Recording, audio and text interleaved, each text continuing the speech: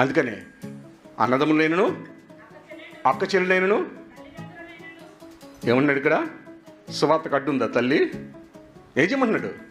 మీరు అనుకోవచ్చు తల్లులు ఏంటంటే వాక్యం ఇది. తల్లి అయితే ముద్ద, తండ్రి అయితే ముద్ద. వాక్యానుసారంగా బ్రతికేవాడికి తల్లి సువార్తకు అడ్డముంటే గెట్ అవుట్. తండ్రి అడ్డముంటే తండ్రి కూడా ఏంటి? గెట్ అవుట్, అంతే. ఈ ఇంటిలో సమాధాన సంబంధమైన జీవితం ఉండాలి, కానీ అసమాధానం పనికిరాదు. ఇక్కడ అసమాధానపు కన్నీరు కార్చారు అంటే మీ కుటుంబాల్లో కూడా ఇంతే. కన్నీరు కారిస్తే ఎలా ఉండాలో తెలుసా? ఆత్మదేవుడు కరిగించే విధంగా, ఆత్మదేవుడు నీ వైపు చూసే విధంగా ఉండాలి కన్నీరు. యేసేమన్నాడు? అయ్యా ఇదిగో నీ తల్లియు నీ సహోదరులు వచ్చి ఉన్నారు అన్నప్పుడు ఏం చెప్తున్నాడు ఆయన? ఎవరు నా తల్లి, ఎవరు నా సహోదరులు? నా తండ్రి యొక్క చిత్తమును నెరవేర్చి వీరు కదా. అవునా కదా?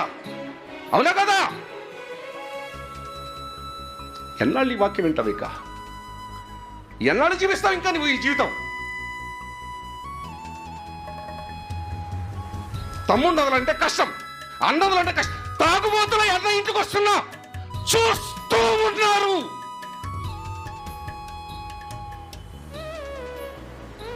నీ అన్న నీకు ముద్దు, నా తండ్రికి కాదు. నా తండ్రిని విడిచే నువ్వు. నా తండ్రి పేరు చెప్పుకున్న నీ ఇంట్లో వాడు వస్తూ ఉంటే, ఆ దుర్మార్గుడు వస్తూ ఉంటే నా తండ్రికి అవమానం. చేత కాకపోతే వదిలి సంఘాన్ని వదిలి. నువ్వెవడివైనా సరే ప్రాముఖ్యం కాదు, ఎవరు అతిథులు కాదు ఇక్కడ. అది నేనైనా సరే. అందుకని అన్నదమ్ములు సువార్తకు అడ్డున్నారా? పరిశుద్ధతకు అడ్డున్నారా? పవిత్రతకు అడ్డున్నారా? ఏం చేయాలి నువ్వు? విడిచిపెట్టావు. తల్లిదండ్రులు అడ్డుగా ఉన్నారా? ఏం చేయమంటున్నాడు? విడిచిపెట్టు. తర్వాత పిల్లలు కావాలా మీకు? పిల్లలు అవసరమా గాలికి వదిలేయడానికి?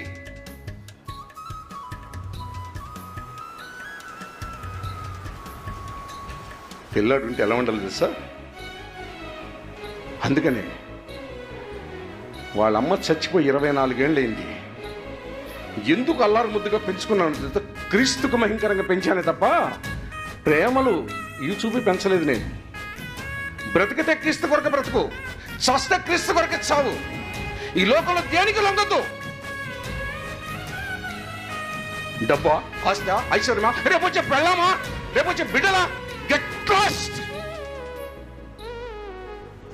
క్రీస్తు అలా పెంచాను వాడిని. వాడిని కూడా అలాగే పెంచాను. కారణం క్రీస్తుకు మాత్రమే లోబడేవాడు, క్రీస్తుకు మాత్రమే, మరొకడికి కాదు. తండ్రికి లొంగేవా చస్తావు. అందుకే నేను చెప్తాను, నాకు నువ్వు ఎప్పటికీ లొంగొద్దు. నేను నిన్ను ఎప్పుడు ప్రేమించను, నువ్వు నన్ను ఎప్పటికీ ప్రేమించొద్దు. నువ్వు క్రీస్తుని ప్రేమించు, మిగిలితే నన్ను ప్రేమించు. నేను క్రీస్తునే ప్రేమిస్తా, మిగిలితే నిన్ను ప్రేమిస్తా, అంతే. క్రీస్తు బాధ్యత కలిగిన దానిలో దేనైనా సరే మొట్టమొదటిగా క్రీస్తుకే స్థానం.